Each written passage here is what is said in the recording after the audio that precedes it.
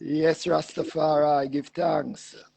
Guys, it's Rastafari, live, rule, and reign. Forever and forever. We give thanks to Jazzmark and, as I mentioned, a topic, the 30th of June 1936. And I just like start by just reciting a psalm, because it was really what took place. And it's Psalms 2. Because it But says, yeah, go ahead. before you jump in, because I know it's so exciting, I would still have to take the time to introduce the heights and Yes, to I. just welcome ones to this platform. This is the Association of Rastafari Creatives. I will be your host for today. My name is Chazmach Kwasi. I have been given the distinct pleasure and honor by His Imperial Majesty to be the convener of this association of creatives. And today I'm going to welcome one of our Rastafari stalwarts, one of our Rastafari scholars, historians, and a person who has influenced my journey. I'm on journey personally. I can say that publicly, that this is one of the brethren that inspire I as a young Ras who was called to the Nyahbinghi order and met this brethren orating at such a level I had not seen in the universities of Babylon. Going to university and sitting in on lectures and going to, cultural events. But this was one of the most astounding presenters, even up until the present time, that I've had the honor to see. I've known this brethren for decades, over decades now, almost 2 decades. And he has never wavered in his advocacy for the Rastafari faith and for the Rastafari culture. So to all of our Rastafari creative membership, all of our Rastafari creative allies, Rastafari just in general everywhere, it gives Iman the great pleasure to welcome Ras Ivi Tafari. Ras Ivi, now there I can properly bless us with a song before we get into this historic topic. We say, behold how good and how pleasant it is for I and I, brethren and sistren, to dwell together in love and unity. It is like the precious ointment upon the head that ran down upon the beard, even Aaron's beard that went down to the skirt of his garment. It is like the dew of Hermon, the dew that descended upon the mountains of Zion. For there the Most High, Kadamawi Haile Selassie the First, had commanded his blessing, even love and life, forever and forevermore.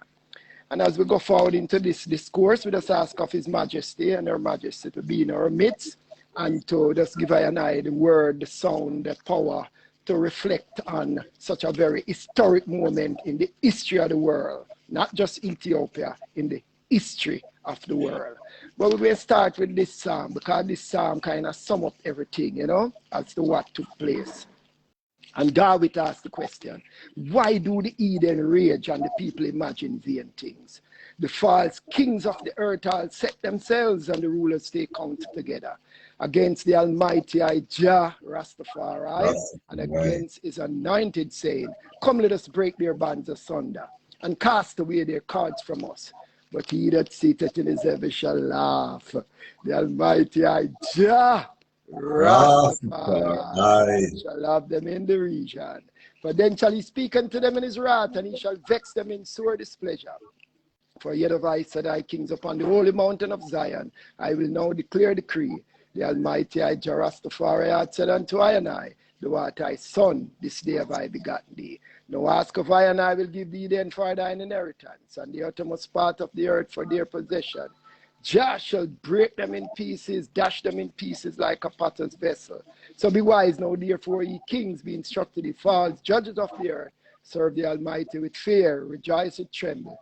Kiss I and I the Son, lest he be angry, but perish from his ways when his wrath is kindled but a little. Blessed be all they that put their trust in the Almighty Jah Rastafari. So, give thanks to Jazzmark. June 30th, what a moment in world history. And, you know, if a pretext just to make one's overstand, because sometimes we take it for granted that everyone does, and it is not so. Because His Majesty appearance at the league came about on account of a unprovoked, unjust, malicious, intentional war orchestrated by Pius XI and Mussolini and his armies. You know, because these people sit down and look at Ethiopia, the only independent sovereign nation of the world. And I wonder why nobody not take it. How this prize position country in the horn of Africa, with all its location to all the satellite band of communication lines, the source of the Nile. There I see the land where, you know, the great historians talk about, the land of the gods. When all the historians talk about Ethiopia, it's like it's the place to be. Yes. Then why any of the colonizers not just go feet? Why everybody else gone with Zimbabwe and Kenya and all the other places in Africa? And this one little prize land mentioned 30 odd times in the Bible, you know, in the biblical accounts of God's people. Why nobody not go take it? So you must know these guys sit down and plan. We know their conference, the Berlin conference, them sit down. I was just going to say that. Yes, I was just going to interject and say from that time. And as Rastafari creatives, Ras Ivi, we don't have to hold anything back, because we have to talk about this throne of Peter that was set up in Rome, and that contrast between the actual throne of David, which the prophecy had set up as the throne that would govern the earth. So the Pope had a problem, because he is claiming to be the supreme authority on earth, on the throne of Peter, which Peter was never given a throne. But listen, my brother in England was looking at a video, a live thing in England. I don't know if it did ever feed to Jamrock, but it was when one of the popes was to ascend office after one of the death of, I don't know if it's Paul VI, then the other pope. And he said, here, looking at the video, there was like a big sound, boom, boom, and a voice say, and now the Pope of Rome is about to ascend the throne of David. And him say, which part? In a Rome? No, that could not be, because these guys know that the original authority of David's throne rests in Ethiopia. So even though them have fooled themselves and talk about Peter, who is Peter compared to Christ, the Davidic family? So they know the supreme authority of throne room rests in the rainbow circle throne room of Emperor Haile Selassie I in Ethiopia. They know this. And remember that during the Berlin Conference 1884-85, this is when the Italians occupied Massawa. And this is where they started. So it was promised to them at the conference, because prior it was occupied by the British, who had conquered the Egyptians, the Ottoman Empire that had held stake on that sea coast. And now that the conference, they lobbied and were given the rights to get not only Somalia, which was Italian Somaliland, but Ethiopia.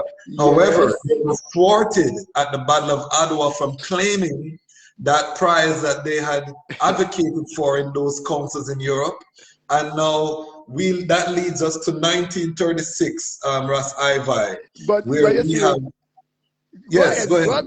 Can you see we are going to 1935, where we have the largest invasion of the African continent in the modern era, up to 300,000 Italian soldiers that were brought in to conquer Ethiopia, showing us they didn't plan to leave. This was them taking their stake for the Ark of the Covenant. In the promised land. In the promised land. A land flowing with milk and honey. That's what Muslims sweet them up with, you know. A land flowing with milk and honey. So these are documented. This is documented, yes. Of course. Go ahead. So even from Adwa, you know, remember, I was at school just the other day doing some CXC. So they were cleaning up and throwing out books. So I said, no, these books shouldn't be thrown away. I gave them to a brethren to go into the country parts and distribute these books to the youths who needed books and do our virtual spaces. So I found a box filled with bottle stoppers. I was telling some teachers that after the victory of Ethiopia over Italy in Adwa, the classrooms, the kindergarten classrooms, probably primary too, had children bringing in bottle stoppers each day. So teacher tell, bring as many bottle stoppers as you all can bring, and you know, every child save all them bottle stoppers and bring them into class. So they packed them up in groups of 10, and they counted them in groups of 10 until they reached 6 million. Wow. You know, at the end of 6 million, them say, well, these are our people who were killed by Hitler. Wow. So when Italy and all them guys now see these things, them say, oh, we now are going to go for Ethiopia. So, and then they taught the children to hate Ethiopia from kindergarten. So many of these soldiers who went were groomed against Ethiopia from the time of that defeat. So Mussolini and Graziani and the Buono and the whole of them, they were at a mindset, we must avenge this victory. So 1935 was the day when them, the date and time when them say, yeah, we are ready. And Pope Pius XI blessed the armies. And for ones who don't know, these things are documented on videos, as I said earlier. Seeing Pius blessing the armies, seeing women taking off them wedding band and putting a pot in the square. Men and women line up by the thousands, giving up their gold wedding bands because Mussolini needed every finance he could get to buy all the arms, to get all the poison gas, to get all the banned things that were banned from treaties of war, because this will not be another Adwa. They were singing these in songs. They were prepared. They were writing poetry. These guys were singing on the ships, going off with the blessing of the Pope to Ethiopia. So we have to set the pretext now as to how this war started. Because remember, Our Majesty had been agitating, and how wise was our father, Haile Selassie I. You see, just by he joining the league, speak on it. Ethiopia admitted as a member of the league, that was his farsightedness, shaping rather than waited upon events, as Leonard Mosley wrote. You know, the king knew what was around the corner, so he made sure Ethiopia, who was an isolated territory in Africa, decided now through the initiative and wise mind of Rastafari to join the world body, the League of Nations. I want to just interject a legal point here. As an attorney, you have to agree on the jurisdiction of law in order to render justice and judgment, which is this event name. You have to agree on a jurisdiction to be fair. Yes. So by becoming a member of the League of Nations now, the jurisdiction for that world judgment, or for setting the stage, His Majesty is setting the stage so that when he pronounces that judgment, it is according to the standard that they themselves have set. Yes, This is a very important point when we talk about the admission to the League of Nations. One of the biggest things they tried to use against Ethiopia was that Ethiopia still had slavery, which is why they tried to ban Ethiopia from joining the League. But here's a twist, plot twist. His Majesty was able to, by edict, he was very hard on slave traders, punishing slave trading by death in the world. Italy was one of the nations that advocated for Ethiopia to join the League. And His Majesty addresses it in the speech, which we're going to jump to in a short moment, because that admission was Italy still plotting to try to lull Ethiopia to sleep. And there were several other conventions that were signed after Ethiopia's admission to the League that Italy and Ethiopia signed. So this betrayal that we're going to touch, because I'm going to read some sections of the speech. Yes, man. And very I want you to comment on your thoughts of the speech. Also, we have to put it into the Pan-African context. At the time that we're speaking, there were no other independent African nations on the planet. On the planet, yes. Yes, with the exception of Haiti, but Haiti was under restriction because by that time they were under American stewardship Haiti, you could argue. So, Yes, I. you know, objectively speaking, in 1930s, there was no other Liberia, which is sometimes cited, we know was also an American protectorate. Exactly, So to exactly. speak. So the only So, true sovereign African nation was Ethiopia. yes, And, So this is, go ahead. and then again, after joining the league, you know, against the odds, because, you know, traditionally we have said, oh, Ethiopia have to stay as it is and go join up with them white guys. But Her Majesty's farsightedness won that position as a member. Yes. And then in 1928, signed a treaty of friendship with Italy Yes. also. Speak So, on it, my brother. so Her Majesty was setting Ethiopia in a position that if you touch her, because he knew what was in the back of their minds, you know. So, like playing a chess game, he set up all his barriers to say, listen, all right, and we sign a treaty of friendship, and he signed that treaty, and Mussolini signed on to it too. Italy signed on to it, and then that treaty now would have made Italy in a position where they would not be able to invade, or if they invade Ethiopia, they would have violated. Just as in the covenant of the league, once a member of the league was under attack, it could, and it should not even be under attack from another member state. Yes. So all in violation. The treaty of friendship with Italy, the treaty with the league, all in violations. So Her Majesty positioned Ethiopia strategically. If these guys were to stand for truth and what they said out of their mouth, and they be true to it, Ethiopia would have been safely guarded. But they were not about this. As the Indians say, the white man speak with a forked tongue. I'm going to read the opening passage, and I want to just get your comment because, again, this is a prophetic pronouncement. Haile Selassie stands for might of the Trinity, or power of the Trinity. So I want our viewers to keep that in mind. I want to greet everyone. This is the Association of Rastafari Creatives. I'm your host, the Chazmach Kwasi.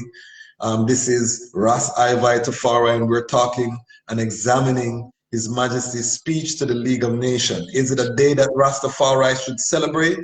Is it a day that the world should remember? How do we treat this day? We're going to touch all of that in this event. Feel free to share your comments below. We'll try to get to any questions as well. And we're going to now jump into the appeal to the League of Nations. Glory to word, glory to sound, glory to the power of the Most High, His Imperial Majesty, Emperor Haile Selassie I, I, Haile Selassie I, of Emperor of Ethiopia, am here today to claim that justice which is due to my people, and the assistance promised to it 8 months ago when 50 nations asserted that aggression had been committed in violation of international treaties. There is no precedent for a head of state himself speaking in this assembly, but there is also no precedent for a people being victim of such injustice and being at present threatened by abandonment to its aggressor. Also, there has never before been an example of any government proceeding to the systematic extermination of a nation by barbarous means in violation of the most solemn promises made by the nations of earth that there should not be used against innocent human beings the terrible poison of harmful gases.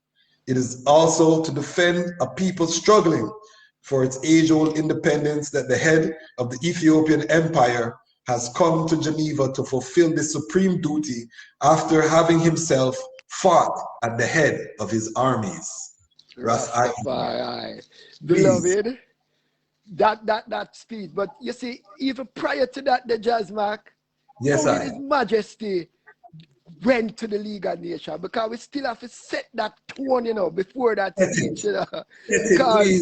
Because, you know, remember, he was on the battlefield. And we have to make people realize that as an emperor, he never does sit down upon him lofty throne of David. That's a king from him crown. Never sit upon throne, you know. He had no time for the throne more than state events, you know. He Yes, was sir. out there in the field, at school, at the hospital to watch surgery, out in the agricultural area, out in the textile industry. He was all over the empire. He was a worker. When the workers had to work for roads, he was out there assisting, instructing. So he wasn't a king who make him bed control. He was up and around his community, ensuring that Ethiopia, he inherited with 1,000 millions of illiterates. One of his first priority as emperor was to up education. Yes. So during the war years, Her Majesty himself led his armies onto the battlefield.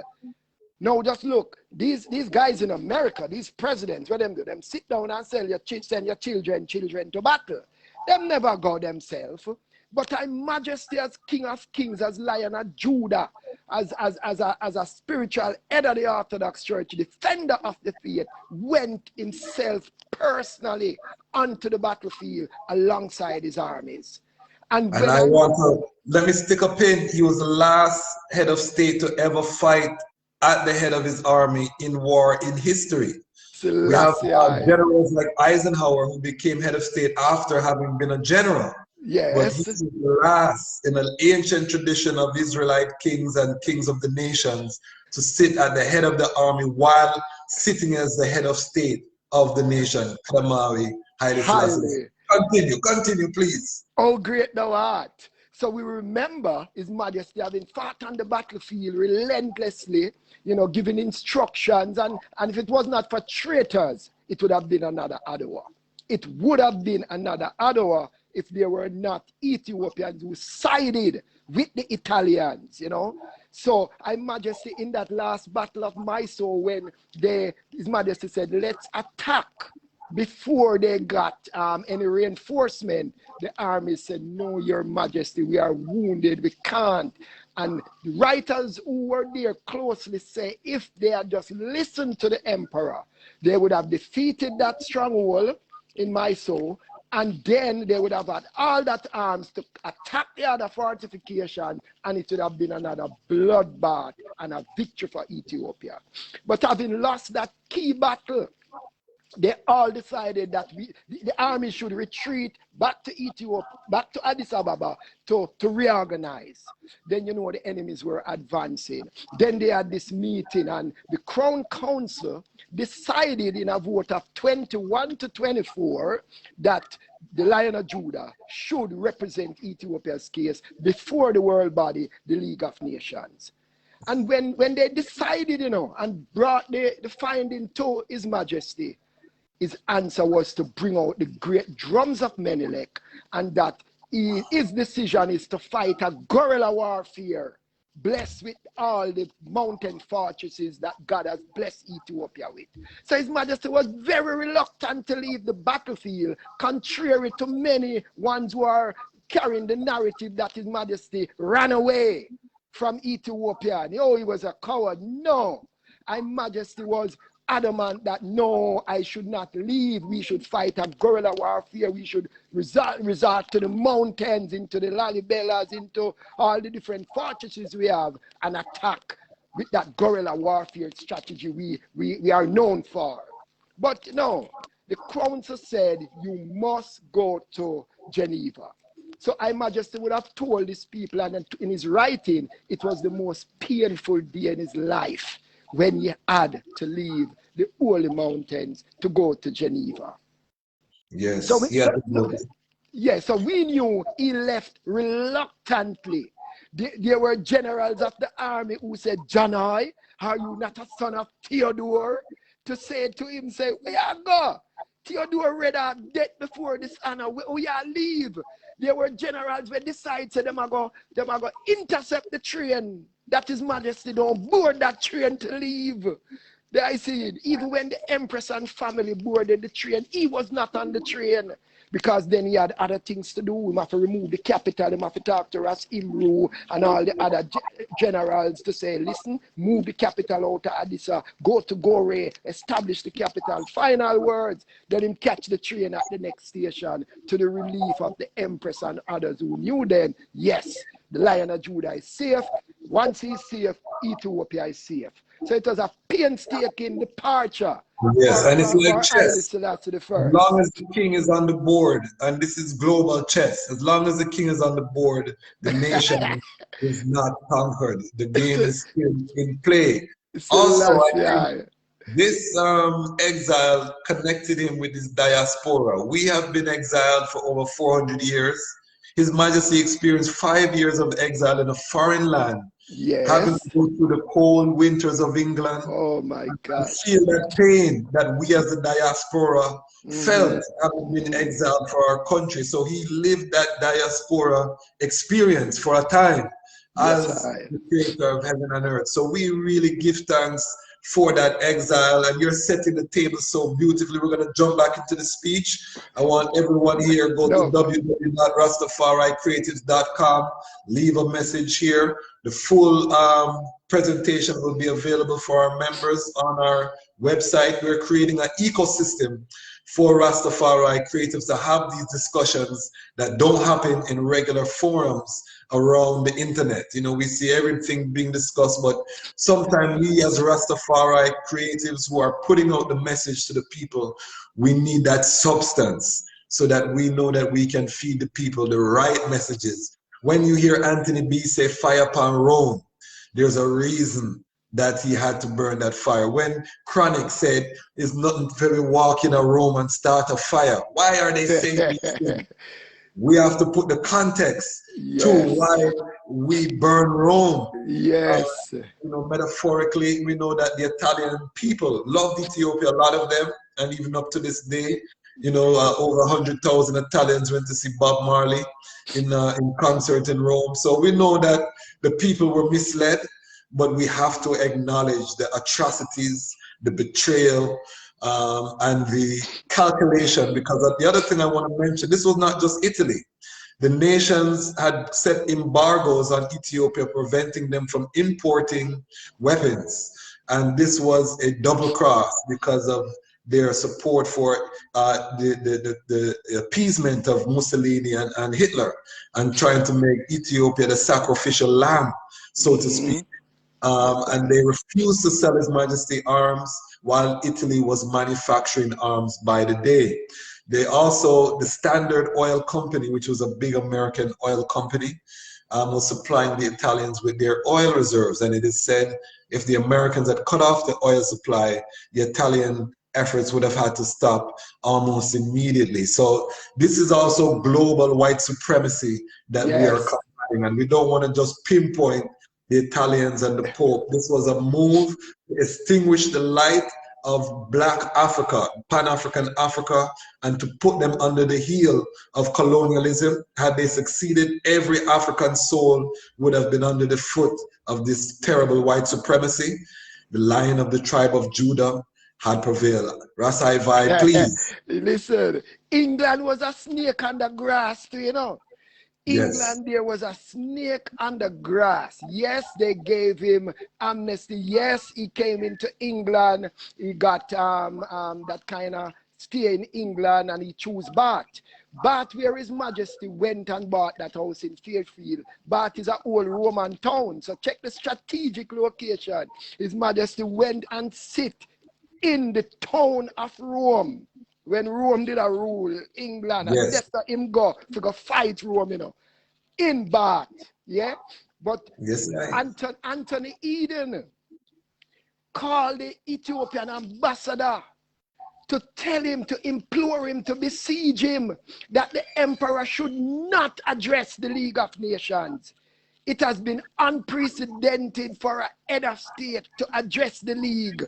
But what I Majesty say, there was no one else who could have addressed the League in the manner in which he might address it, as a man who had been on the battlefield himself, because prior to he had his envoys with preliminary meetings with the League, but he was on the battlefield, and not just on the battlefield, he was fighting. The videos are there, you see him around the big guns, a lick playing out the sky. He was giving expert advice, you know, at times when them start drop the gas will burn the skin, the flesh of the Ethiopians who were barefoot warriors, His Majesty advised them for a special tree that had a leaf that them could have just put it onto them foot bottom, and that would have rid them of that gas that was sprayed on the ground. And I remember His Majesty having fought there now. He was on the battlefield, going out into the open space after the bombs were dropped and taking back bombs into the caves, writing off serial numbers of these white guys running out of the caves, and others because them say the Lion of Judah come with a bomb. Who goes onto the battlefield and pick up a bomb and take it back to where you are sitting? They were running, they were saying, His Majesty, it's a bomb! It's a bomb! As if they didn't know, He realized that it's a bomb. Yes, it could have exploded, but he was firm in resolve. He went out there, take up this bomb, write the serial number down. Where was it made? Because he was gathering his evidence to prove at the league that, listen, you England, you didn't make that bomb there. Germany, or whatever country it was made, he had all information who was behind the pack against Ethiopia. Stick a pin, because I want to just read this section here as what you're saying. His Majesty says in the speech to the nation, the very refinement of barbarism consisted in carrying ravage and terror into the most densely populated parts of the territory, the points furthest removed from the scene of hostilities. The object was to scatter fear and death over a great part of the Ethiopian territory. These fearful tactics succeeded, men and animals succumbed. The deadly rain that fell from aircraft made all those who it touched fly shrieking with pain. All those who drank the poisoned water or ate infected food also succumbed in dreadful suffering. In tens of thousands of victims of the Italian mustard gas fell. In order to denounce to the civilized world the tortures inflicted on the Ethiopian people, that I resolved to come to Geneva, none other than myself and my brave companions in arms could bring the League of Nations the undeniable proof. The appeals of my delegates addressed to the League of Nations had remained without any answer. My delegates had not been witnesses.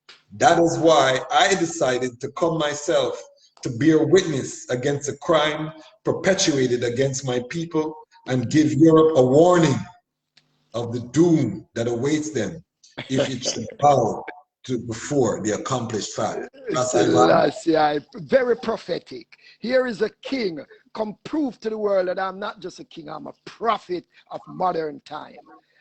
Because as His Majesty, in addressing the league now, we have to remember that day when the Italians, when he was announced to come to the podium. We can't forget the whistling and the booing and the jeering of the thugs the Italians organized to be in the gallery. What an outer order set of people there. It was the first time that white man called white men savages, because Van Zyl and Tutulescu, when him showed to the president, the speaker, the senator, I said, listen, in the name of justice, silence these beasts. White man call white man beasts to make a black man speak. That was historic. That never happened in the world. Yes. And His Majesty walked to the podium, as we see, with the dignity of a Lion of Judah. He walked and he never even said, those guys who just keep him, never even him just open his mouth and say, well, I should have talked to in this language, but there is no other language I can talk to inner than in my native tongue, Amharic. Yes. And His Majesty knew why. Because the French envoy said, when I listened the words of the Emperor Haile Selassie I, it greatly pained our hearts.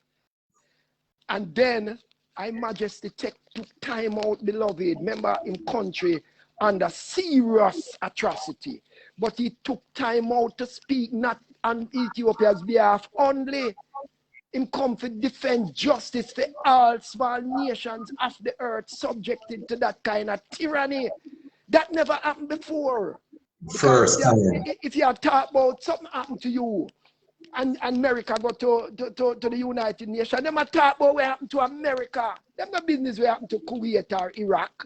But I Majesty said the life of no small nation is safe if we go and bow to this kind of aggression in the world, you know, and no nation is safe if we subject ourselves to tyranny like this. So I Majesty made it plain, his presentation of the league, it was unprecedented. There was never a world leader where approach the league like that. And as Anthony Eden was trying to tell the ambassador, no, it is not correct. It is not proper procedure. Dissuade the emperor from going to address the league. And I Majesty said, listen, I must appear before that world body. And, you know, the excerpt of that speech, we see that the world, the youths of today should analyze that speech, read it, get the essence of the message, because His Majesty described the atrocities in such clear adjectives. Yes, Pick a pin. I'm just going to read a little bit about the atrocities, yes, a little bit more from the same speech. Yes, he says, at the beginning, towards the end of 1935, Italian aircraft hurled upon my armies bombs of tear gas. Their effects were but slight. The soldiers learned to scatter, waiting until the wind had rapidly dispersed the poisonous gases. The Italian aircraft then resorted to mustard gas. Barrels of liquid were hurled upon armed troops, but this means was also not effective. The liquid only affected a few soldiers, and the barrels upon the ground were themselves a warning to troops and to the population of the danger. It was at the time of the operation encircling Macale were taking place that the Italian command, fearing a rout, and that's what you were speaking about earlier, followed the procedure which it now is my duty to denounce to the world. Special sprayers were installed on board aircraft so that they could vaporize over vast areas of territory a fine death-dealing rain. Groups of 9, 15, 18 aircraft followed one another so that the fog issuing from them formed a continuous sheet. And it was thus that from the end of January 1936, soldiers, women, children, cattle, rivers, lakes, pastures were drenched continually with this deadly rain in order to kill off systematically all living creatures. In order to more surely poison waters and pasture, the Italian command made its aircraft pass over and over again. It was the chief method of warfare. So this is an atrocity we don't talk about, is this sprayer system. We talk about the Jews who were gassed in small confined spaces, but we don't talk about how the Italians took what was being done to the Jews in those small confined spaces and did it on a nationwide level. They don't talk about the giraffe that died and the lions and the endangered wildlife. The gazelles, the tigers, everything in Ethiopia. Everything. Yes, talk to us, Ras Ivi. The elders, I mean, Dr. John Melly of the British Ambulance Service said, this isn't war. It is not. It is the slaughter of tens of thousands of defenseless men, women, and children with poison gas. So, even from an outside standpoint, there were doctors and nurses from the Red Cross and the British Ambulance Service who were on the ground, who were witnessing this kind of atrocity. We remember the 19th of February, 17th, 18th, 19th of February, a time when Her Majesty would have given alms to the poor, given food, give them a treat at the palace. Because he was absent, Graziani decided, say, yes, they're going to have it done, and they're going to feed the people, and they call the infirm of the city to come to the palace. So you must know the blind, the crippled, the lame, the one-legged, the no-legged. Yeah, I mean, everyone came out because it is a day when the emperor would have fetted them with food and drink and money and everything. So Graziani said, yes, we can do it like the emperor would have done to them. You must know, say, the informer them tell them, say, the king would have done that. So do this and you will win the favor of the people. So they came in thousands. But you know, some of we decide, say, yo, our opportunity is to throw a grenade and get rid of that boy, you know.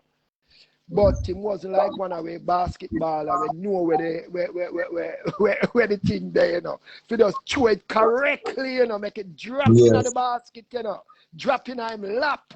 So when he threw it from a position, probably not an advantageous position, but he tried. And the bomb, the grenade drop and roll under him chair. It explode, but him never get much injury. But you must know, say, when him move to safety, you know, the order was to kill, to open machine guns. Yes. The blind was machine gun, the cripple, the beggars, the man with the crutch, the man who crawled upon the ground, they were machine gunned in their thousands. That one writer said, and that day, blood was literally running down the streets of Addis Ababa. And he saw Italian women driving on the street, and the blood was just splurting from under the wheels. Like when rain fall, and you're driving on the water and it splashed to the curb. That was how the blood of Ethiopians were pushed aside on account of the atrocity of that February moment that His Majesty say we must remember. It was atrocity beyond. I mean, them talk about a Jewish Holocaust. They have not spoken about the Ethiopian Holocaust. And I think it's our job as Rastafari creatives to let the world remember these atrocities, because I think the European Jews have done an excellent job of the world remember what people did in Germany and in Poland. And I think we as a creative have a responsibility. And I know that you're doing some powerful work with the Nyahbinghi chants. We're going to give you an opportunity to let people know where they can support your chanting and your family music later, because we are the Association of Rastafari Creatives, and we're all about using creativity to get the message out to the people. No matter how we do that, whether it's Nyahbinghi, whether it's reggae, whether it's painting, whether it's crafts. And I know I'm wearing this crown here. One can see this is a Ras Ivi Tafari design. But here I know the jazz. I'm going to interject because we're still at the League of Nations, you know. Yes. So I'm going to interject so we can put that on the back burner, because Her Majesty now having the awesome responsibility now, you know, of presenting his message to the league, you know. While he was presenting and all, you must know the pain that many felt. You must see the backbiting of all those who sit down there and know so them support Mussolini. And even when they decided to put an embargo on Italy and Ethiopia, not to be able to import arms into Ethiopia, they knew that Italy done armed already. It's like, yeah, take away my weapon and allow my enemy who is armed to still have his weaponry. So that was a betrayal. Yeah, that was a betrayal on the part of the league. And when Her Majesty pointed out that the whole covenant was broken, the covenant they signed, His Majesty said, what is there of collective security if we are going to sign a covenant that would prevent a member from infringing upon the territorial integrity of another member? How then can you sit here now and allow this to happen to Ethiopia? And you know the prophetic warning. Yes, I. Stick a pin, because I just want to read a section that pertains to what you're saying there. His Majesty said, I should have procured still greater results for my people if obstacles of every kind had not been put in the way by the Italian government. The government which stirred up a revolt and armed the rebels. Indeed, the Rome government, as it has today openly proclaimed, has never ceased to prepare for the conquest of Ethiopia. The treaties of friendship it signed with me were not sincere. Their only object was to hide the real intention from me. The Italian government asserts that for 14 years it had been preparing for its present conquest. It therefore recognizes today that when it supported the admission of Ethiopia to the League of Nations in 1923, when it concluded the Treaty of Friendship in 1928, and when it signed the Pact of Paris outlawing war, it was deceiving the whole world. The Ethiopian government was, in these solemn treaties, given additional guarantees of security, which would enable it to achieve further progress along the specific path of reform on which it had set out and to which it was devoting all of its strength and all of its heart. So please continue. I just wanted to give that context in terms of the betrayal, as you spoke of. Yes, Rastafari. Well documented by His Majesty. But remember now, a lot of people were in the gallery, you know. But when he saw the decision came up against Haile Selassie I and Ethiopia, a Czechoslovakian photographer, he was so irate that he shot himself before the General Assembly. Can you imagine?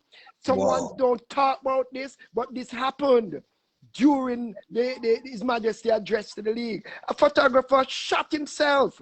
Now, if a man commit suicide because there was no justice in the world, and he being a Czechoslovakian, I presume he's a European, he shot himself at the League, and there was a lady. I'm trying to get my research as the Rasta Global Network and the Jazzmark. It's on your table now, because there was a woman of renown. She was outraged, and she sent out a communique advising all women of the world that if this is the world that we will grow up children into, she's asking all childbearing females to desist from becoming pregnant, because this is not a world for us to raise children in. So this woman was calling for a stop to be put on world population, because the action of the League is not right.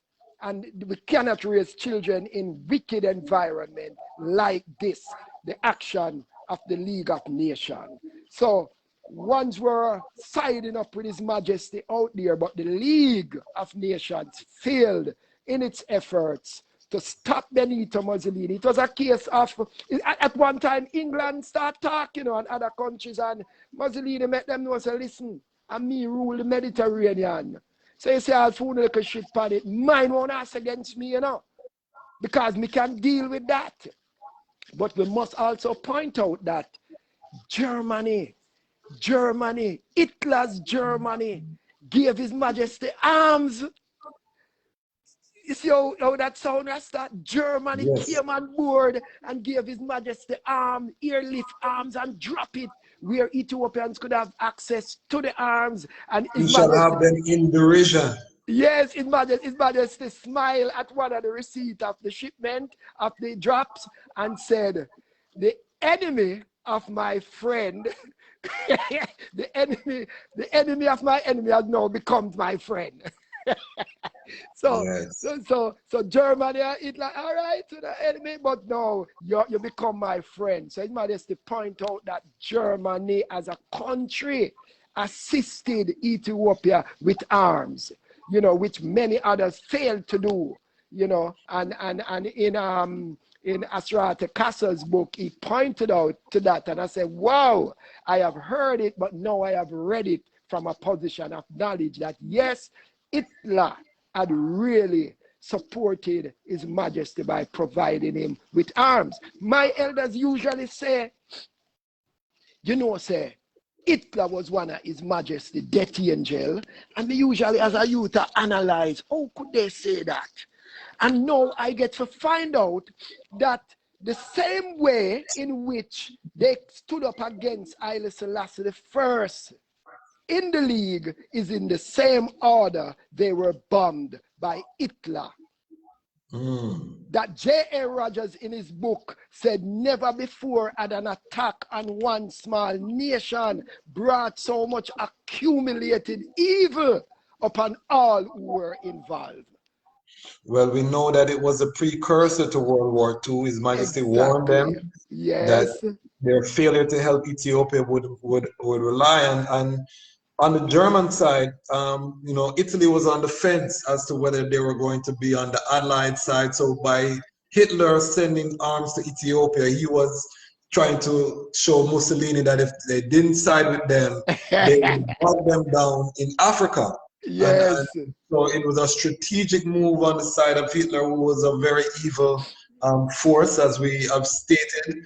But it was also, again, prophetic, because it said the highest of himself shall have them in derision. So they were all fighting each other while they were trying to conquer the African. We have a question here from Suitu, who is asking where he can find the speech. And you can Google this speech, actually, right on your Google, Haile Selassie speech to the League of Nations. June 1936. Yeah, June 1936. It is available on different platforms, including, I think, Wikipedia speeches, as a world historical speech. I see our legendary DMV radio personality, Tony Carr. I am listening, good conversation. I see Justone, bigging up the from Canada. Yes, Kerry Knight, Give Thanks Kings. Yeah, so, you know, this is the type of programming at the Rastafari Creatives we bring. We are creating our own ecosystem online. We've bought our own real estate over on a Wix platform. So we have a members only platform where we post this type of content. So go to www.rastafaricreatives.com, become a member today. It's very reasonable in terms of, and we have our own social media, our own ecosystem that we're developing, because yes, Facebook Live is good, but anytime Facebook wants to censor or take us down, there's nothing that we can do, because Mark Zuckerberg is free to do what he wants to do with his platform. We have purchased our own platform, again, using the Wix infrastructure.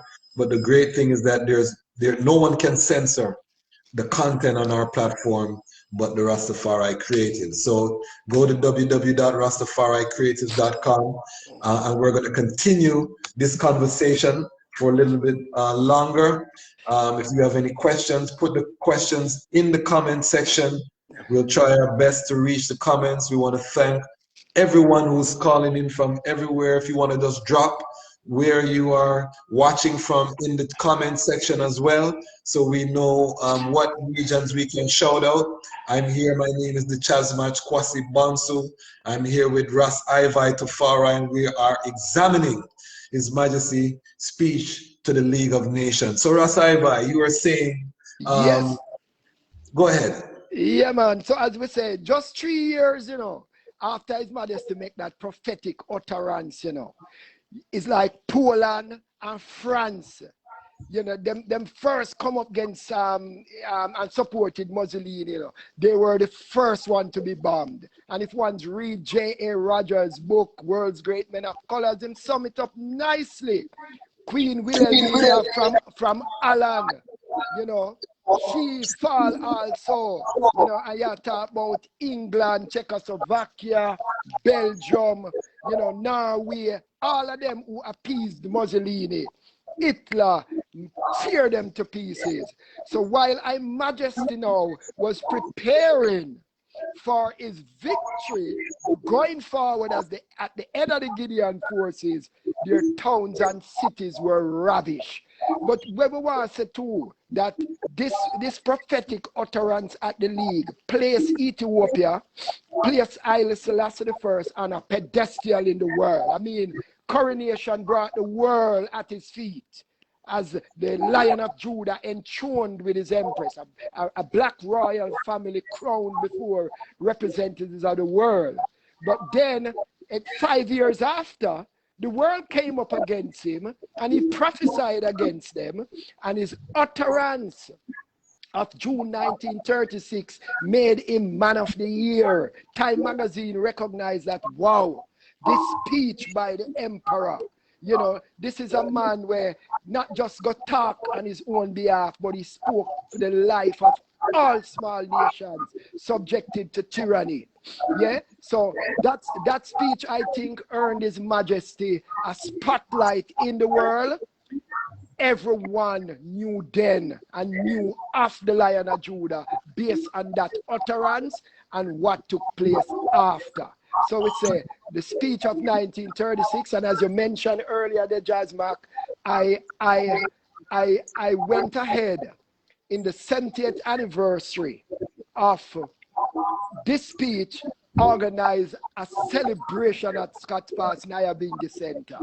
And we say it must be on our calendar. We cannot forget, because, where's Majesty say? If Italy had conquered Ethiopia and the continent would have been in eternal servitude. How powerful is that statement? And how important is that victory over Italy to the African peoples? Because then, how would the OAU come about with Ethiopia not being the facilitator? How could all African advocates come to one place, one neutral place? Exactly. No, it's very critical. And I want to just also strengthen that the Hoare-Laval Pact, which was a famous secret agreement between England and France to sell out the interests of Ethiopia, was made, and that was actually documented. It's called the Hoare-Laval Pact. You can look it up.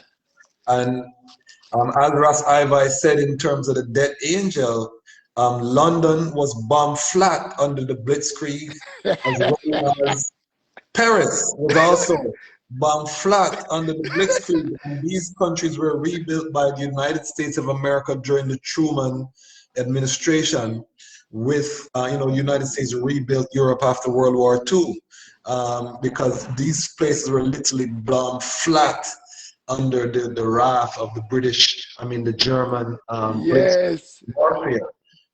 Secondly, to strengthen what Ras Ivi had said, is that we have to celebrate this speech, and we, again, as Rastafari creatives, have the duty to ensure that the world knows about this occurrence, and the fact that this was an instance of prophecy being recorded, video recorded on a world stage, where we can see a man give a pronouncement and we can see the judgment manifest very clearly down the line. So we have a recorded instance of prophecy from the throne of David, again, signifying and solidifying that divine authority that was placed on this throne for all time as a liberation for the African continent. And if Ethiopia was conquered, as Ras Ivi said, we do not get the Organization of African Unity.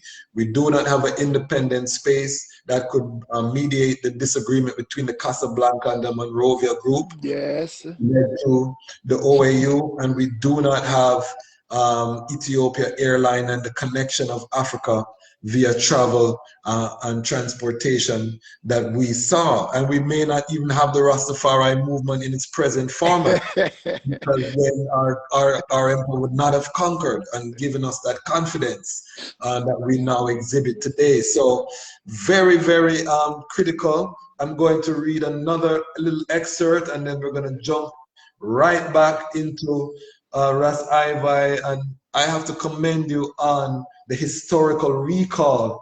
So many facts that you're illuminating here with us today, and we have to really give thanks. The question of collective security, because we touched on it, and that's really what I want to read right now. The League was threatened, and remember that the League of Nations, because of this embarrassment, was disbanded and was taken down. So listen to this. It says, is it collective security? If is collective security, it is the very existence of the League of Nations. It is the confidence that each state is to place in international treaties.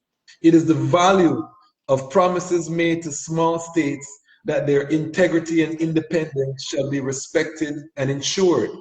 It is the principle of the equality of states on one hand, or otherwise the obligation laid upon small nations, small powers, to accept the bonds of vassalship. In a word, it is international morality that is at stake. Have the signatures appended to the treaty value only insofar as the signatory powers have personal or direct or immediate interest involved? No subtlety can change the problem or shift the grounds of the discussion. It is in all sincerity that I submit these considerations to the Assembly at a time when my people are threatened with extermination, when the support of the League may ward off the final blow. May I be allowed to speak with complete frankness, without reticence, in all directness, such as is demanded by the ruler such as is demanded by the rule of equality as between the states members of the League. Apart from the kingdom of the Lord, there is not on this earth any nation that is superior to any other. Should it happen that a strong government finds that it may with impunity destroy a weak people, then the hour strikes for that weak people to appeal to the League of Nations to give its judgment in all freedom.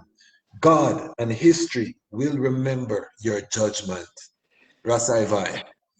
Remember 27 years after, when the League perished and the UN was established, you know, Boboshanti, he was invited to lead the member states into that first sitting of the UN, you know. Because here is the man who appeared at the League. He's the most remembered head of state from the League, the only head of state to address, who is about to address both the League and the UN, the only. And remember, he said to them, and you know, His Majesty is filled with humility. He's not a boaster. But at this time, I think him show a little tact, you know, by saying, 27 years ago, I mounted the rostrum in Geneva. I spoke then to and for the conscience of the world. And history testifies to the accuracy of the warning I gave. So it's like him, I said, did I not tell you what would have happened to you? Did it not happen? Can you imagine them guys? Many of them were not at the League, but they knew the history. Okay, you know, presidents and leaders go after 27 years. None of them that exist who come back. But they know the history of what took place. And he warned them that we are here. It made them aware that we are here to build on the ashes of the League of Nations. And the League failed because it failed to listen to my words that I uttered then on behalf of collective security and justice for humanity. So His Majesty just tell them, did I not tell you what would have happened?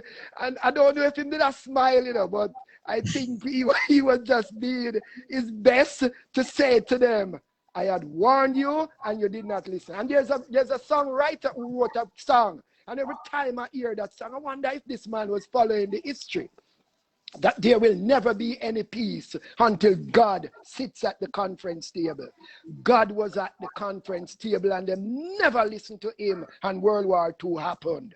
That world-renowned Church of God minister J. Herbert Armstrong say, what if the world had listened to this little great man? Would there be a Korean War, a Vietnam War, or a World War II? It would not. It would not have happened. God was at the conference table and them never listened to him. So what happened? The whole of them, just as they read, them had them cities and them towns flattened. Yes. And Ethiopia became the victor. But as you say, you know, His Majesty could not have died because as a child coming up, we having his 129th birthday. Yes. And if he conquered death, he's the only surviving child from the womb of his mother. If he was able to conquer death and raise to life, then when he become the conquering Lion of Judah, where is thy sting death? Because if me a conquer death from me a little baby in the womb, then when me the Lion of Judah, wait, a little fascist guy can come around here with him army and him bombs and conquer. I know. The Lion of Judah has prevailed. Has prevailed. And His Majesty, today it's very normal for us to look at the United Nations General Assembly and see world leaders making declaration. It's important to acknowledge His Majesty is the first world leader to ever address an international assembly. So all of those world leaders are following on the blueprint that His Majesty had set from that time. Oftentimes, Africa doesn't get the credit for setting these international trends. So we want to make sure that everyone is well aware that His Majesty was the first head of state to address the International Assembly. And as you correctly stated, when he later addressed the United Nations and reminded them about this speech, he had to point out the accuracy of his speech. And that United Nations speech was made into the famous song by the Rastafari creative Robert Nesta Marley, Yes. The War. Yes, It was the same speech that Ras Ivi is referring to, which was a speech that was made when His Majesty deposited the OAU Charter in New York himself. He walked with the charter to put it officially into the annals of the United Nations. Nice.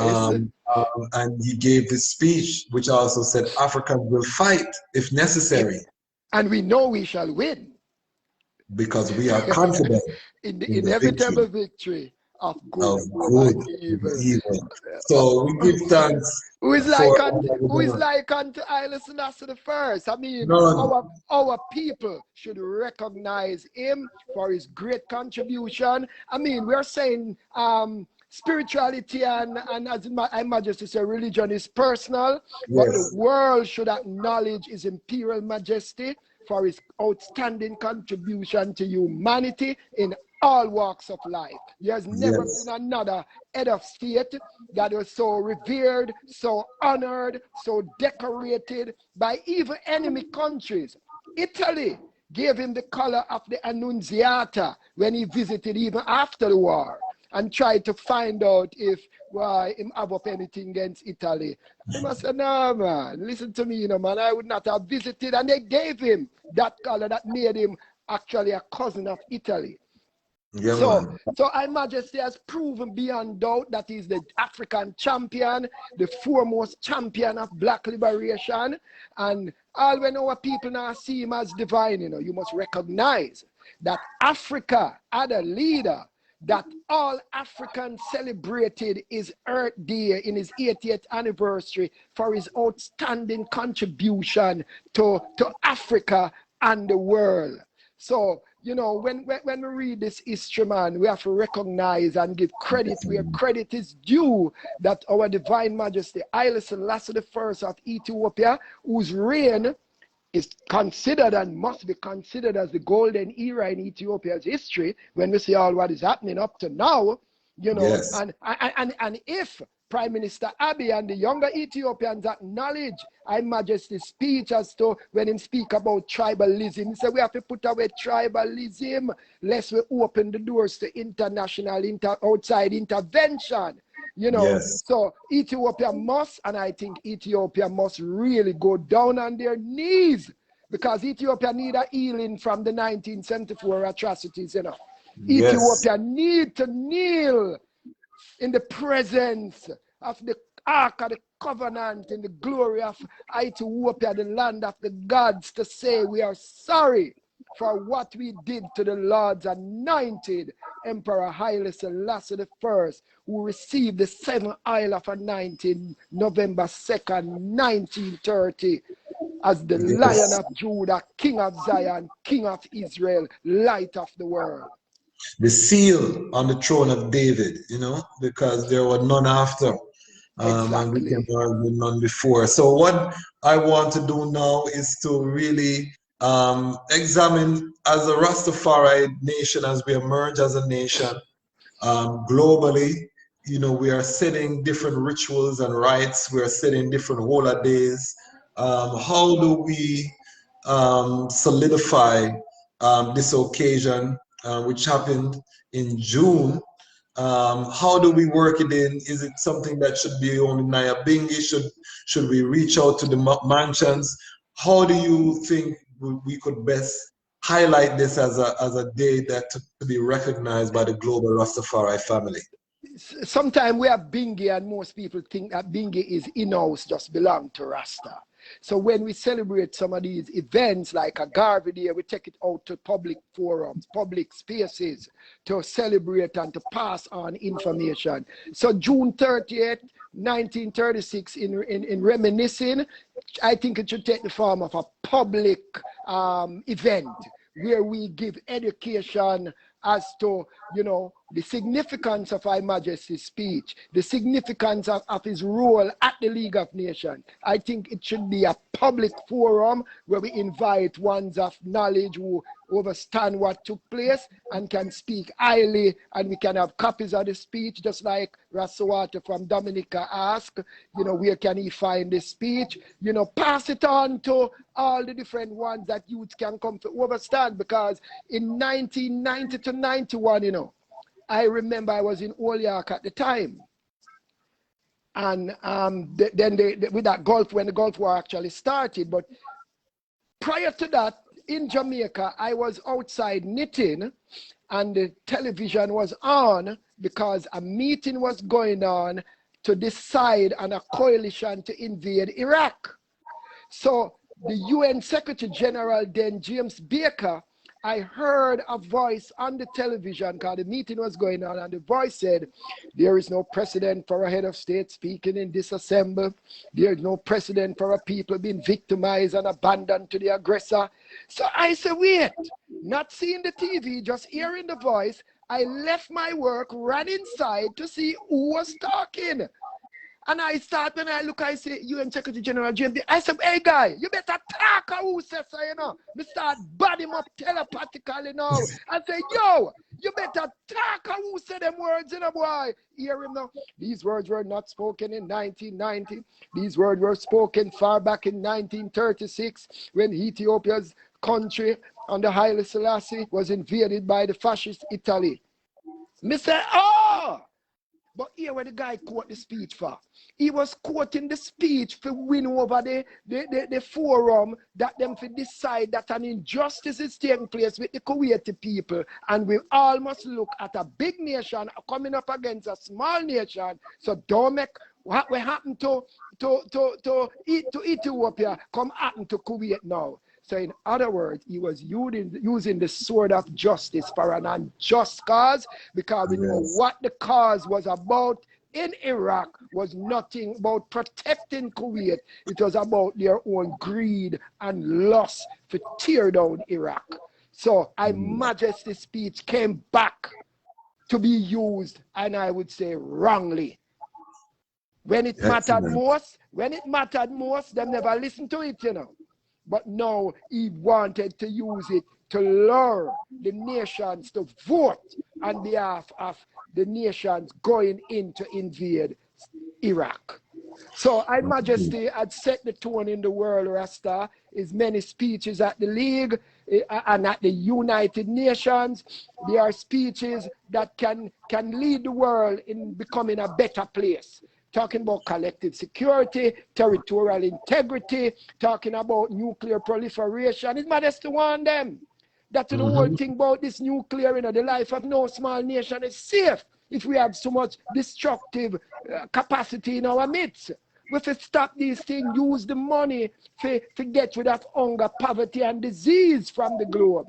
Her Majesty want them and set the tone, beloved. But we God have a question. The God King came and they never listened to him. Perfect, because we have a question from Kofi Arma. He says, please, what is the meaning of Rastafari and why Rasta hail him as divine? So just briefly, Ras Ivi, if you could answer, what is the meaning of Rastafari and why Rasta hail him as divine? He's writing in from Ghana. Ras means head, is one of the Ethiopian titles that mean head. In Haile Selassie's position as royalty, he was one of those Rases of royal blood. He received that title in 1916 at his first crowning, September 27th. And he received from Dejazmak Tafari, he became Ras. Tafari. Tafari is birth name, meaning one is who is to be feared, meaning one who is to be revered, you know. And as Psalm 78 say, the Lord who is to be feared. So we always look upon it and say, if that should be written in Hameric, the Lord who is to be feared, it would have meant it would have meant Ed1 Rastafari. So yeah, so Ras mean Ed Tafari, one who is to be feared. Why we say Haile Selassie the first as divine? Because a promise was made to David that Christ would come and sit upon the throne of David. So when we look, the only place in the world that there was a throne of David was in Ethiopia, and a royal descendant of David. So when all the nations of the world, 52 nations, gather in Addis Ababa to witness his grand coronation, and 49 devout priests, bishops, and monks chanted 9 Psalms of David continuously in turn, and he was enthroned and received title King of Kings, Lord of Lords, conquering Lion of Judah, King of Zion, and anointed with 7 oils, and received the 7 ornaments of his coronation. And the multitude shouted, Hosanna, Hosanna, blessed be the King of Israel. We knew then that this was the manifestation of Christ's reign upon the throne of David. Hence, Rastafari see Haile Selassie I as divine, the God King who came and ruled on the throne for 44 years.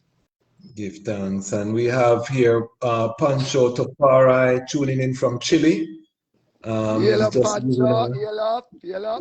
giving a big up, one black love, all Walamat Pachu for Origins people, for the Origins people.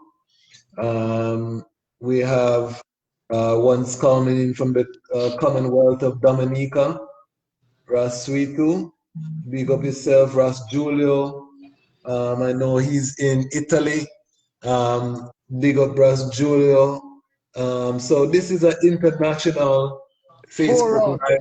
Yes. International, but the Jazzmack, you said something earlier that there are Italians who loved Haile Selassie I. Yes. I must mention that I happened to met one of them. Okay. He is an Italian, his wife is an Irish, and they came to Jamaica to be enjoyed in sacred matrimony. Yes. But he was asking, he wanted a Rastaman to conduct the ceremony, and destiny have it that I was pointed to him through a marriage arranger who was checking about a Ras, and someone in the community pointed I as the man who they know could have represented that portion. Yes. So I was the one there, but we had to invite a marriage officer because I was not legally enshrined to give him the official documents. So yes. He said, don't worry about that, Ras Ivi. I will have that marriage officer, but he will not say anything at my wedding. All he will do is to give the document. I want you, the Rastaman, to read us our commitments and everything in consummating this marriage. So when this was done, I asked him, I said, Darius, why did you call for a Rastaman to consummate your wedding vows? He said, Ras Ivi, I am an Italian. My grandparents went to Ethiopia as part of Mussolini's armies. Can you imagine if Haile Selassie was not this man of peace and forgiveness and forgave my family who went there in an unprovoked war? I would not have been born. So I owe thanks to His Imperial Majesty Emperor Haile Selassie I, because I would not have been born on this planet in this time. Please touch on that, because after the war, when Ethiopia was victorious, driving the Italians out of the realm, His Majesty gave a special Christ-like edict. Can you please elaborate? Oh my, that speech, when His Majesty walked to that podium and to give that victory speech. And we must tell once, that His Majesty was asked by a reporter in Jerusalem when he was on his way in exile. And he told them that if he was not confident that he would have returned to Ethiopia victoriously, he would not have left. And he also said, His Majesty also said that justice, no matter how long it takes, shall rise like a morning star. So when Her Majesty regained entry as head of the Gideon force, because some ones have the narrative that, oh, and when the British successfully defeated the Italians, he went back and regained his throne. No.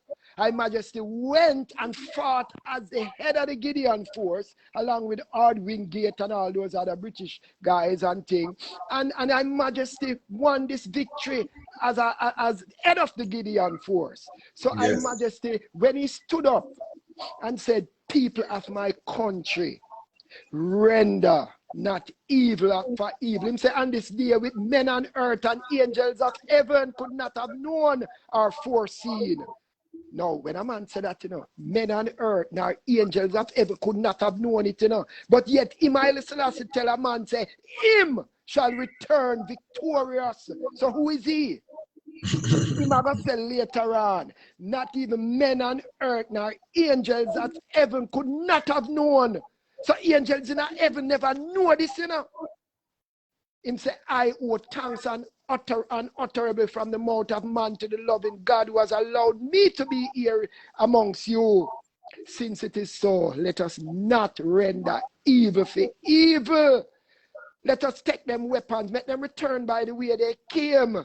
Let them realize that we as Ethiopians different from them.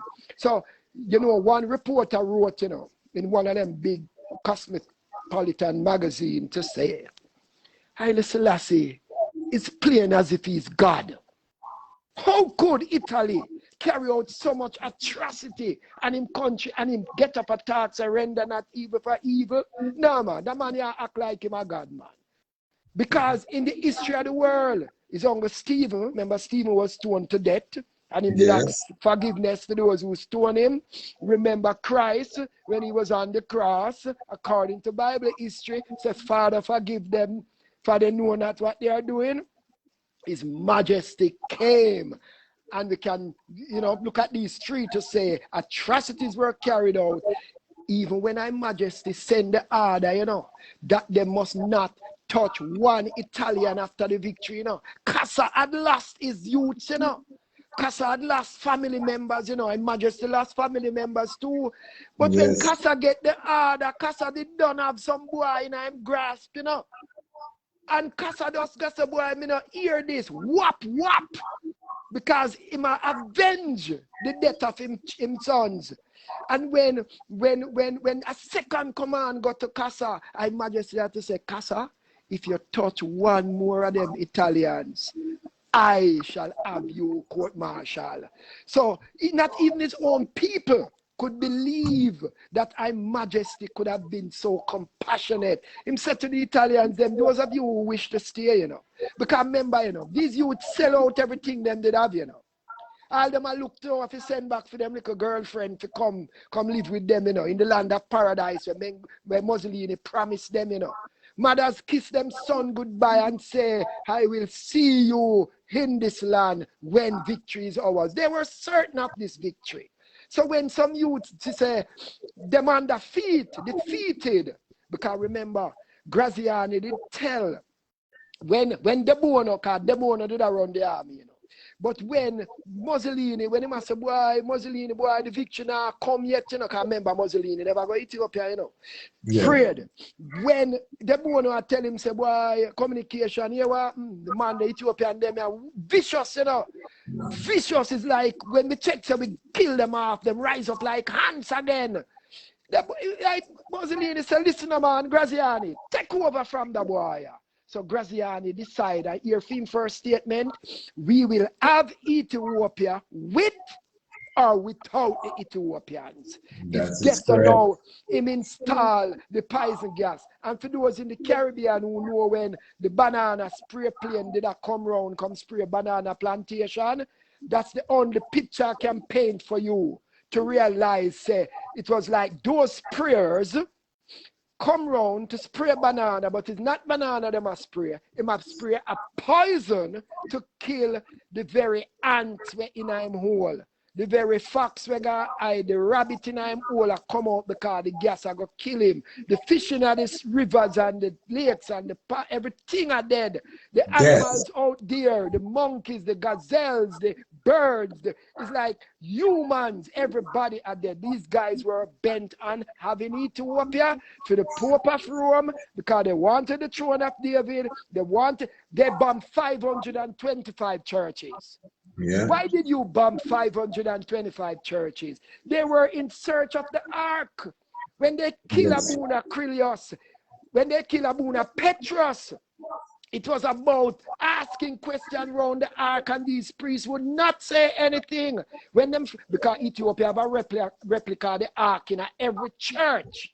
Yes. But what they knew, that when them go and see this ark and fire shot pan it and nothing, and it just bust up, them say, no man, I don't eat that, and that we are look for. Because this thing supposed to have supernatural power. We need it, so them decide and start bomb every church, knowing that if the ark of God is there, it will remain unconquerable. And them want that to take back to Rome. They want the scepter of authority to take back to Rome. They wanted the triple crown. They wanted every symbolism that shows that pertains to Christ. Yes. So they want all these things that shows that yes, the Davidic covenant now is with Rome. How dare them? You know, so the atrocities was too much. And Haile Selassie said to them Italians, say, you see those who don't want to stay, you know, bomb enough of my bridge them, you know. You tear down enough of my terrain, you know. You bomb many of my churches them, you know. But I understand so now great builders, you know. So you see who want to stay, I'm going to allow you to stay. And I'm going to build back. I'm going to help build back. But we must also point out the Jasmine that England, you see, I tell you, say it was a snake on the grass. Yes. England wanted now to take all the bounties that was left by Italy and own them to care about England. So England become the back and belly rat, as we would have termed him in Jamaican phrase it. The traitor. I want to take these things as loots of war. I Majesty had to say, listen, what you think? You think that we get rid of one enemy and install another? No. England I Majesty had to do everything in his powers to get the world, even the American president did have to intercede to make them know, say, based on the street, it now go work. I Majesty had to file against England because England wanted to come now be the protectorate over Ethiopia. What a wickedness. So them never really come fight, you know, as you say, is when them see others join up with Germany and decide, say, right, you know, we have to go help Haile Selassie get rid of Italy. Out of Ethiopia. So they were fighting their own war. I remember His Majesty said to the guy them at England, you know, hey, when you claim say St. George our patron saint. In Ethiopia, St. George is our patron saint. So here the dragon is now in Ethiopia. So if your patron saint is really St. George, well, join me, join Ethiopia in getting rid of the dragon. So we give thanks, a great chapter in our history. I wanted to just touch Genesis 49 for one small moment, which was the blessing of Jacob to Judah. Yes, and this part which says that Judah, your brothers will praise you. Your hand will be on the neck of your enemies. Your father's sons will bow down to you. You are the lion's cub, Judah. You return from the prey, my son. Like a lion he crouches, he lies down like a lioness. Who dares to rouse him? This is the part here. The scepter will not depart from Judah, nor a lawgiver from between his feet until the coming of Shiloh. And we know that Shiloh is peace on earth. So when His Majesty forgiving the Italians and making a militant stand for peace on earth against even his own people. We saw this again when he refused to take action against the Derg regime and the student uprising. Yes. Militant stand for peace, because we know that war begets war. If I kill you, your relative is going to want to come back and kill me, and blood begets bloodshed. Yes. So someone would have to take a militant stand for peace to end the cycle. And we see that His Majesty on numerous occasions set the tone.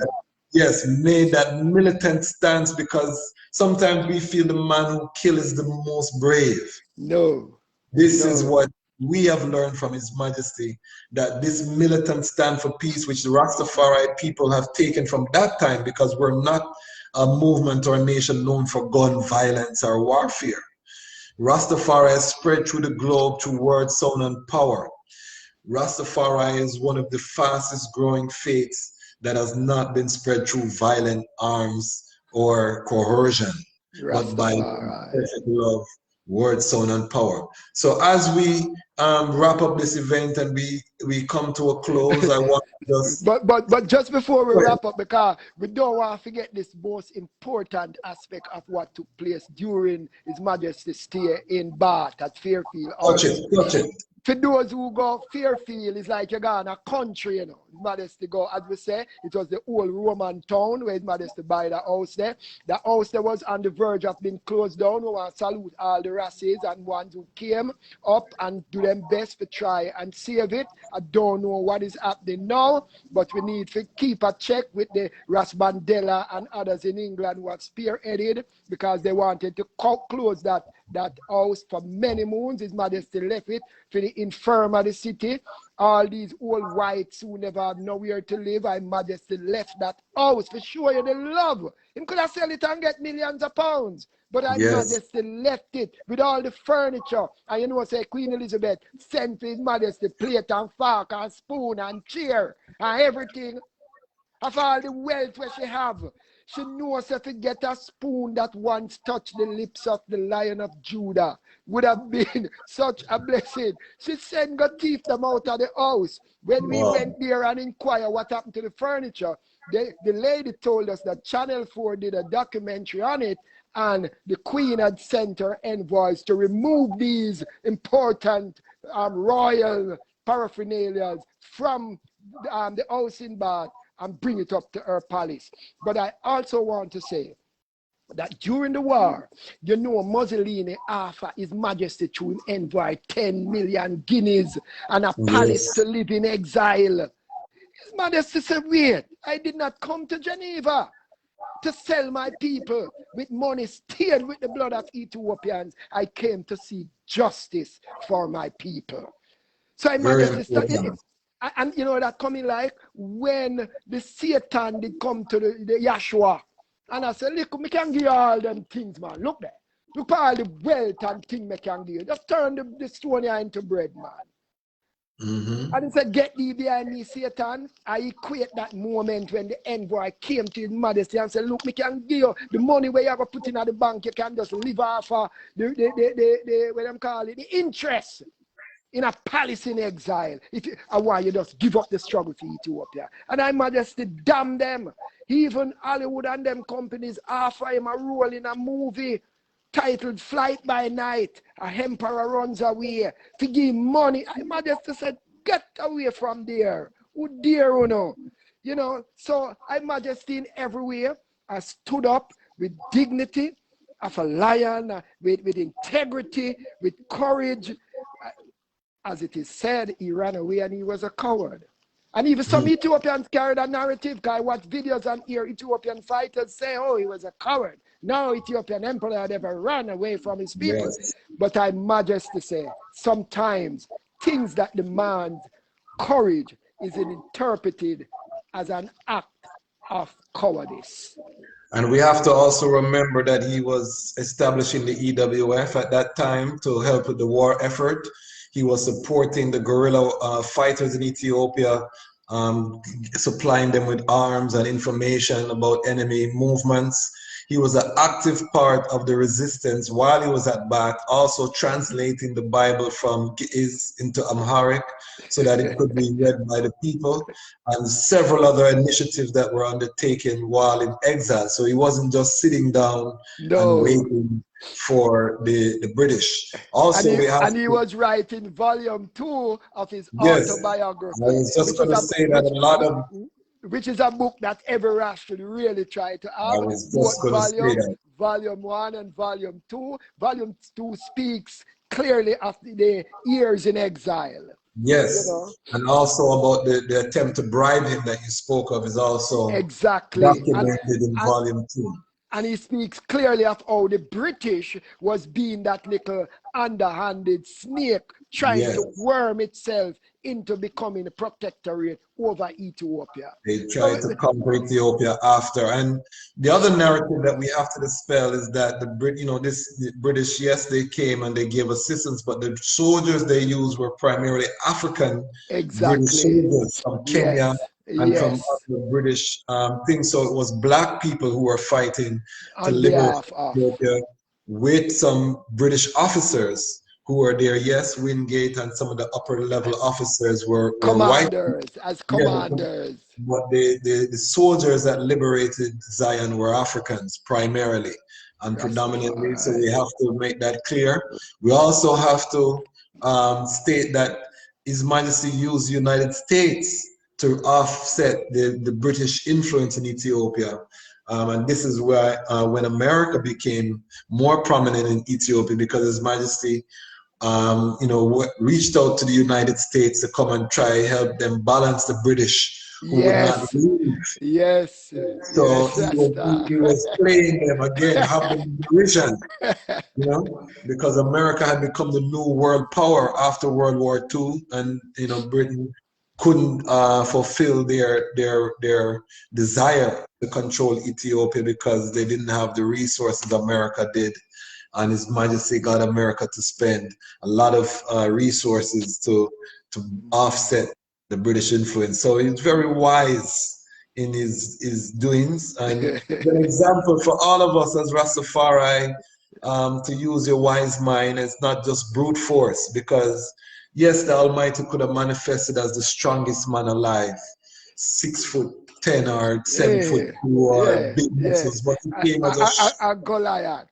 yes, as a lion. But no, he came as a man short in stature, you know. Yes, And, like a little David. And that is yeah, why he said, it is good that you are here to record this picture of me in my palace garden in Addis Ababa.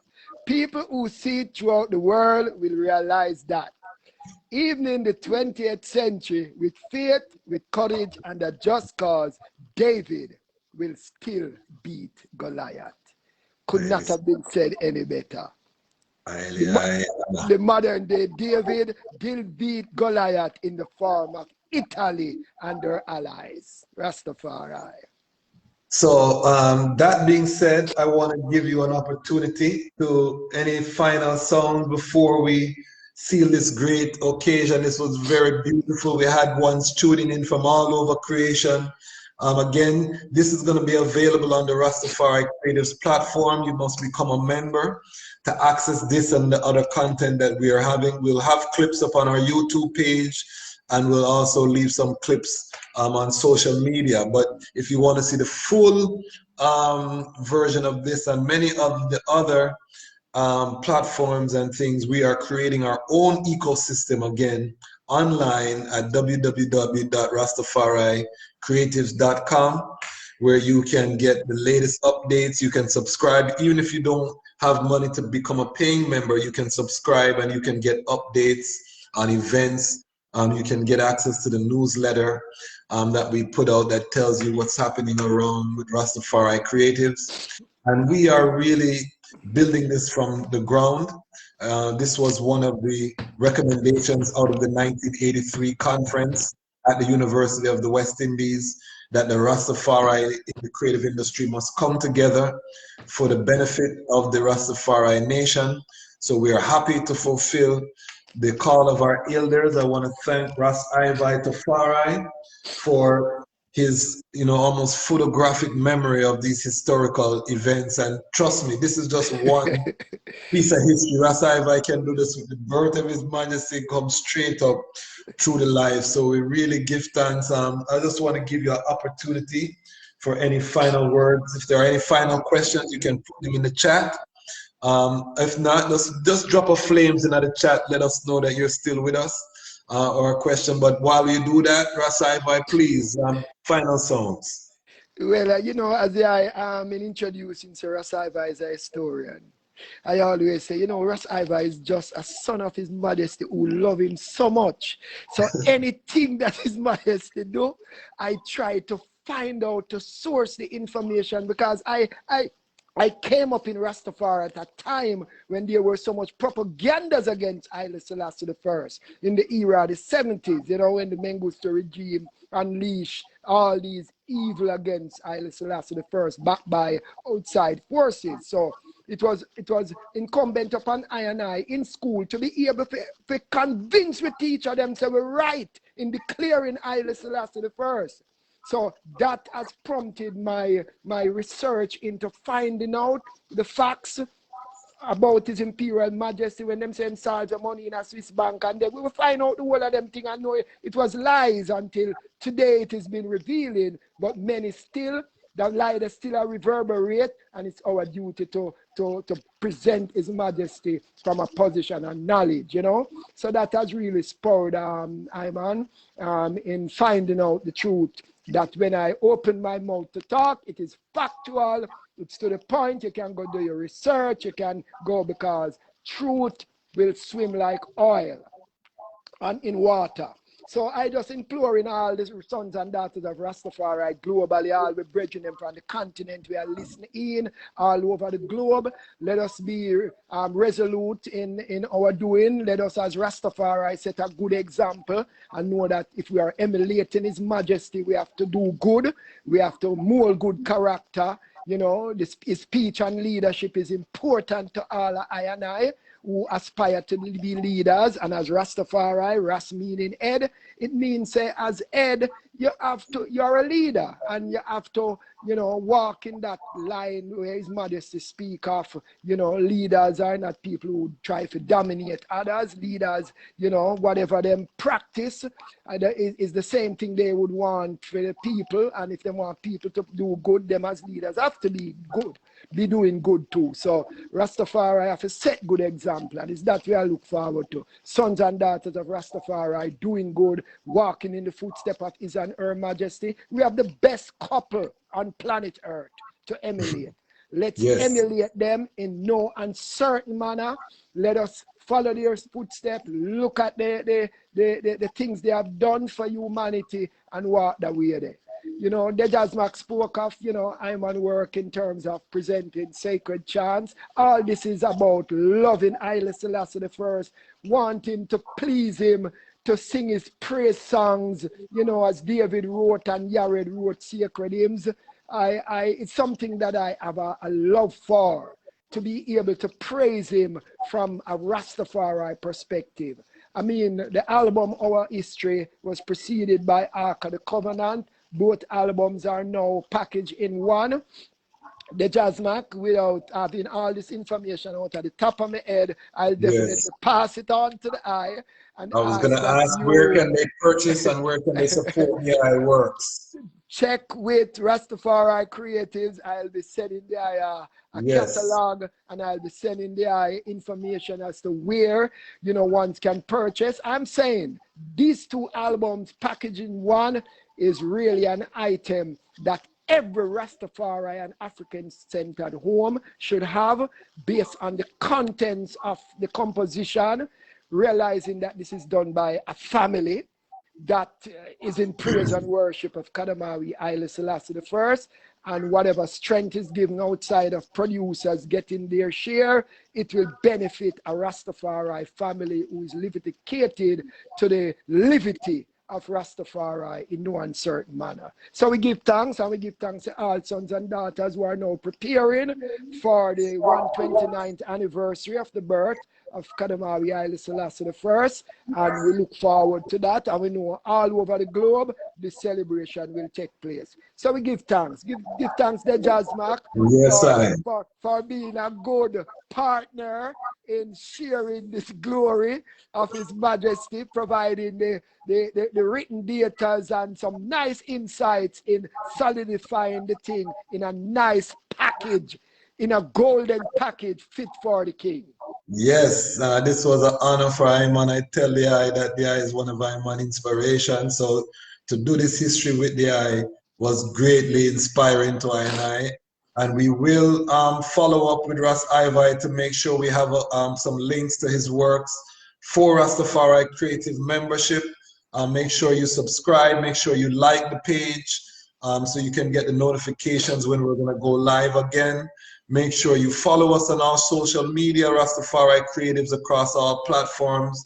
Again, go to www.rastafaricreatives.com and make sure that you subscribe to the page, become a member so that you can connect. Because again, we do not want to rely on Babylon infrastructure to get out our message. Rastafari control media, Rastafari control narrative. That's what this is all about, making sure that we are telling our own story, because until the lion tells his story, the hunter will always be glorified. With these few words, we give thanks. We ask to let the words of our mouth and the meditation of our heart be humbly and truly acceptable in the eyesight, O true and living eye, with his imperial majesty, Emperor Haile Selassie I, King Rastafari. Perfect love and blessings, family. One perfect love on behalf of all Rastafari creatives. Big up Sister Isla, Mama Kua for the DMV for helping with the technical assistance here. We want to big up our Alpha and Omega President, Raswida Maya, Sister Tamara, for all of the strength, Sister Olivia. Raswida Maya is the head of the Education Department, which has sponsored this Facebook Live. And again, this is a great honor, and this is a continuation of many ongoing lives that we'll be having on various topics as we look to inspire and to control the narrative of Rastafari in this digital age. One perfect love, family. Yeliai? Selassie. Rastafari. And we hear that having a rippling effect right across the globe. Yes, and again, we couldn't have done it without the Ras Ivi. So perfect love. This stream ends at this moment. Love. Rastafari. Give Love. thanks. Aye.